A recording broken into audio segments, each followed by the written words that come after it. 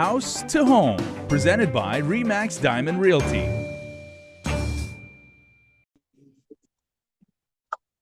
We are getting raw on this week's episode of House to Home. Liz Duenas is here, and Liz, you are joining us from the Aloha State. So hafa and aloha and mahalo to you. Aloha. Very, very nice. And you're attending a convention or a conference out there on behalf of Remax? I'm actually attending the Hawaii real estate convention here. Very nice. Well, hopefully we know Guam is represented extremely well, and like I said, we're going to talk about a topic that maybe a few of you out there considering building a home or in the process of building a home might not have contemplated, but certainly this is going to affect perhaps your bottom line. We hope it doesn't.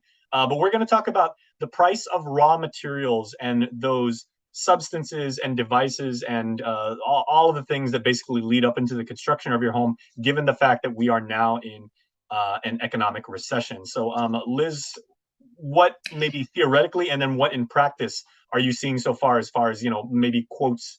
Can quotes change after you've already been quoted, given the fact that raw materials are now more expensive? Yes. So about a year ago, my husband and I started construction on a home in Barragata.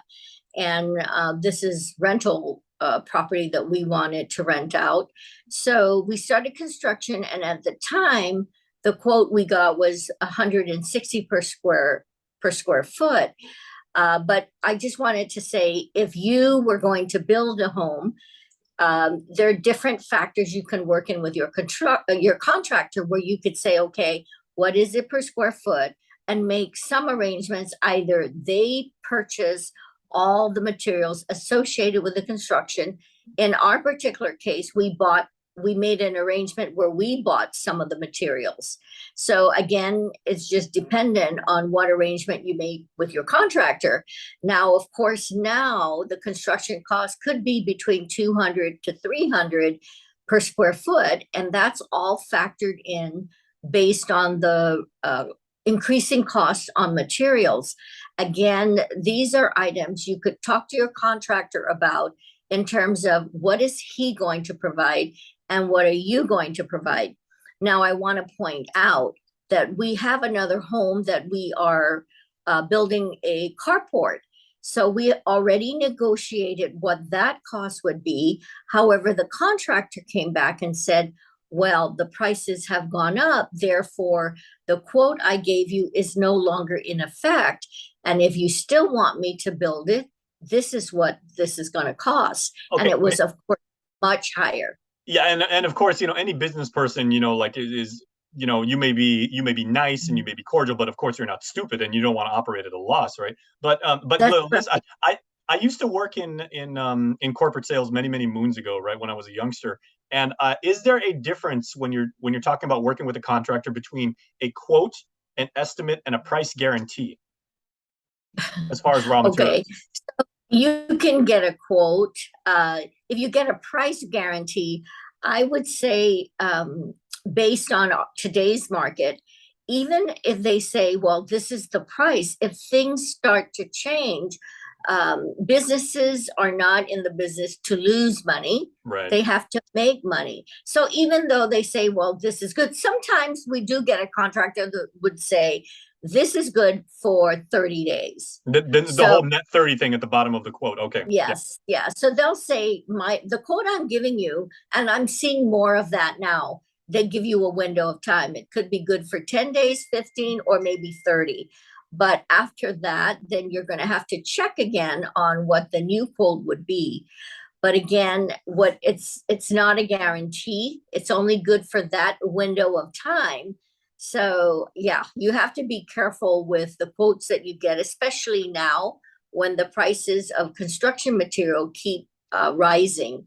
And, there are no guarantees with what Home Depot is going to charge you for your materials, right? Right.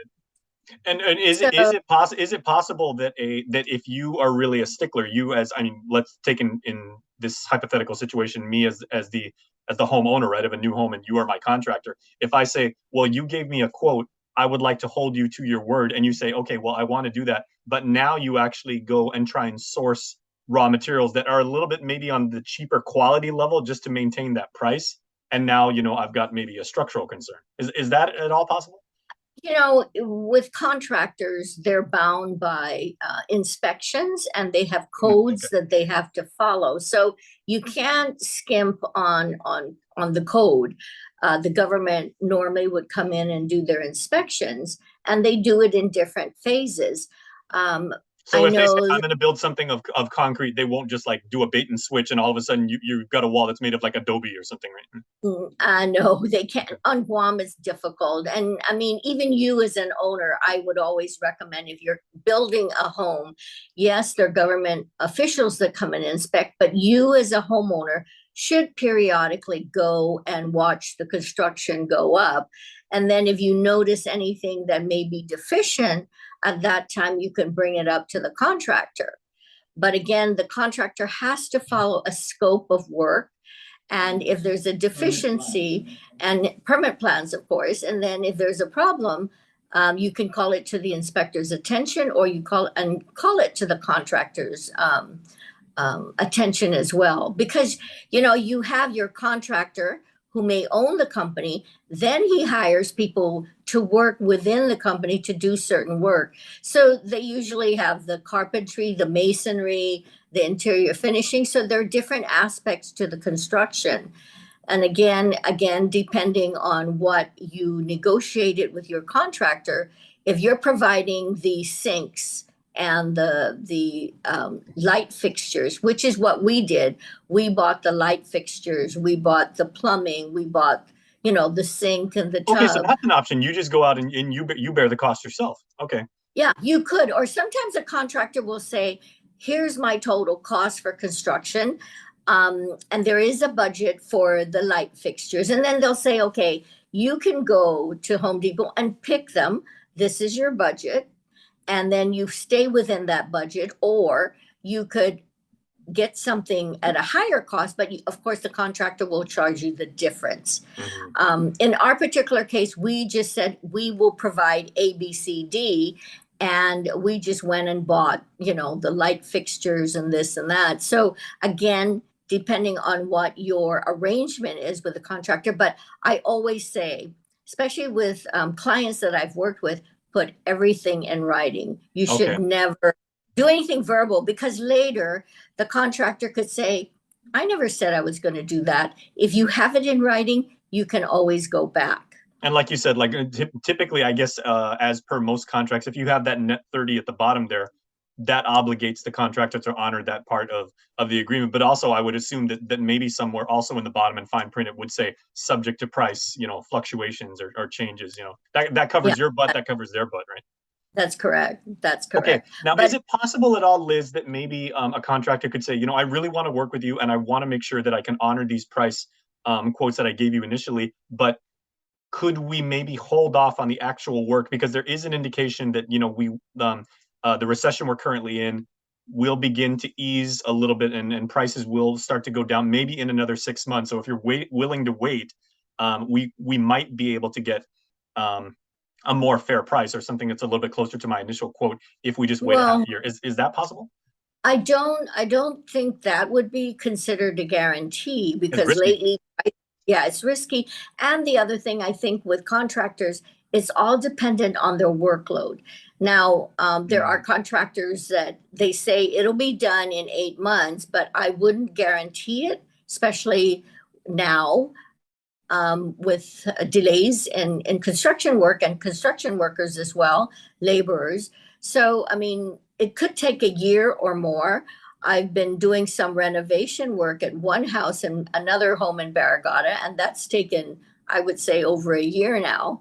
And what can you do? You have to wait and bide time while the contractor does it. But there are usually delays. So you would be frustrated to count on something being done within a certain window of time. I would say there should be allowances, because otherwise you'd be totally frustrated. Exactly. Well, I mean, there's a couple other words we could use to describe that process. One of them might begin with an F, but we can't say that here. But Yeah. So well, we just renovated our kitchen, and we thought it would take 2 months. Instead, it took 4 to 5 months. Wow. And the delays had to do with shipping, delays had to do with the materials coming in. So there were so many factors, at least we didn't count on. So that's why I say you're going to have to give yourself extra time so that it doesn't frustrate you in the process. And as Liz and Gina's not here with us right now, but Gina, you're of course always with us on the show. As you guys have unbelievably provided us with this wonderful education, is have some self-awareness of exactly what's going on with your housing project. Know what's going on, know what the market is doing, because price may be subject to change. But as you said right now in today's episode, there are options. So I mean, I feel pretty confident in at least knowing that. Yeah, that's right. And pick someone that you've already inspected their work and quality of work, and know that you can work with them and that they can work with you, because not everyone is a match. So be careful. Okay, Pick well, one. well, Liz, you are in one of the most wonderful cities in the entire country. So you're in downtown Honolulu. I want to let you you and Uncle John, your wonderful husband, make dinner appointments at Duke's if you can get in right now. I understand it's pretty hard to get a dinner appointment anywhere in Honolulu, but hopefully you guys will be able to go out and explore Waikiki. So we are going to let you go and say adios and mahalo. Adios. All right. Thanks so much. That's Liz Duenas, everybody. We will see you next time. Bye-bye.